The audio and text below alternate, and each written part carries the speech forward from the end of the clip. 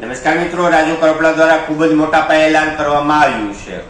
રાજુ કરપડાએ જણાવ્યું છે કે આવતી 31 તારીખે કેજરીવાલની એન્ટ્રી ગુજરાતમાં થવાની છે અને અત્યારે જે આંદોલન ચાલી રહ્યું છે તેને ખૂબ જ વેગ મળવાનો છે.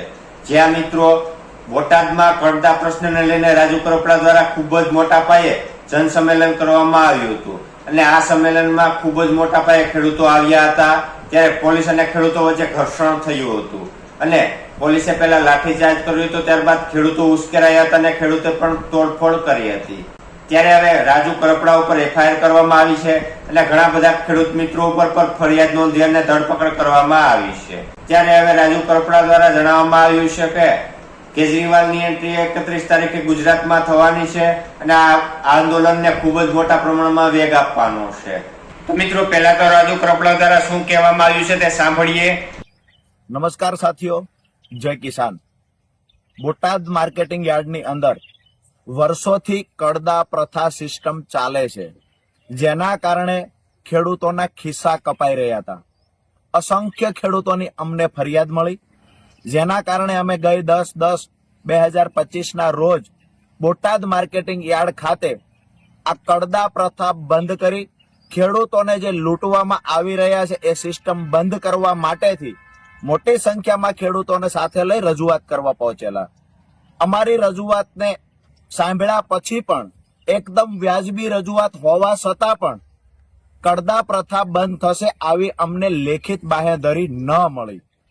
ક્યાંક ને ક્યાંક શાંતિપ્રિય રીતે ગાંધી ચિંધ્યા માર્ગે અમે નક્કી કર્યું કે જ્યાં સુધી લેખિત બાહેધરી નથી મળતી ત્યાં સુધી માર્કેટિંગ યાર્ડમાં ખેડૂતો શાંતિથી ધરણા કરશે.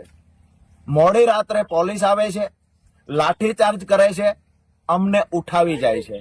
અમને કહેવામાં આવે છે કે માર્કેટિંગ યાર્ડમાં તમારે લોકોએ બેસવાનું નથી.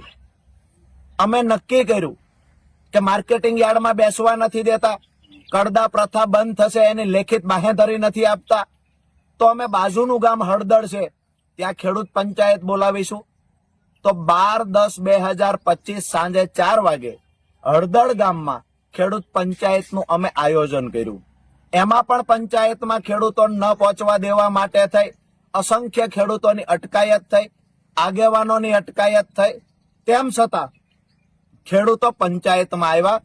હું અને મારા સાથી મિત્ર પ્રવીણભાઈ પણ પંચાયતમાં પહોંચ્યા. ક્યાંક ને ક્યાંક થોડી જ વારની અંદર પોલીસ આવે છે, ત્યાં આવીને લાઠીચાર્જ કરે છે, ત્યાં આવીને ટીયર ગેસ છોડે છે અને ત્યાં આવી આ ટોળાને હેરાન કરવાનું કામ પોલીસે કર્યું, ટોળાને ઉશ્કેરવાનું કામ પોલીસે કર્યું છે. જેના કારણે ક્યાંક ને ક્યાંક એવું બન્યું પોલીસ અને ખેડૂતો વચ્ચે ઘર્ષણ થયું. એ ઘર્ષણના કારણે ક્યાંક ને ક્યાંક બંને તરફ થોડા લોકો ઈજાગ્રસ્ત થયા, પરંતુ પોલીસે ખેડૂતો પર ગંભીર ગુનાઓ દાખલ કર્યા, અસંખ્ય ખેડૂતો પર લાઠી વરસાવી, નિર્દોષ ખેડૂતોને મારવામાં આવ્યો, ખેડૂતોના ઘરમાં તોડફોડ કરવામાં આવી, ખેડૂતોના વાહનોમાં તોડફોડ કરવામાં આવી. મારી પ્રશાસનને વિનંતી છે, તમને દુશ્મની છે તો રાજુ કરપડાથી છે, પ્રવીણ રામથી છે. તમને દુશ્મની ખેડૂતોથી શા માટે છે? તમામ ખેડૂતોને ટૂંક સમયમાં છોડી દેવામાં આવે. હું અને પ્રવીણભાઈ રામ આવતી 16 તારીખ એટલે કે પરમ દિવસ અમદાવાદ પાર્ટી કાર્યાલય ખાતે બપોરે 11 કલાકે અનશન પર બેસવાના છીએ. પોલીસને લઈ જવા હોય અમને ત્યાંથી લઈ જાય, પણ મારા નિર્દોષ ભાઈઓ ખેડૂતોને છોડી દે. આ નમ્ર વિનંતી કરું છું. તમારે લાઠીઓ મારવી હોય તો અમારે પીઠ પર મારો, જેલમાં પૂરવા હોય તો જેટલા દિવસ રાખવા હોય એટલા અમને રાખો, પણ નિર્દોષ ખેડૂતો પર અત્યાચાર ન ગુજારશો. અમે સામે ચાલીને અમદાવાદ ખાતે આવી રહ્યા છીએ. આવતી 16/10/2025 બપોરે 11 કલાકે ગાંધી ચિંધ્યા માર્ગે ફરી વખત અમે લોકો ધરણા પર બેસીશું. જય કિસાન. સાથે જ તમામ સાથીઓને એક સંદેશ આપવાનો કે અમે લોકો જેલમાં ગયા પછી પોલીસ અત્યાચાર કરવો હોય એટલો કરી લે.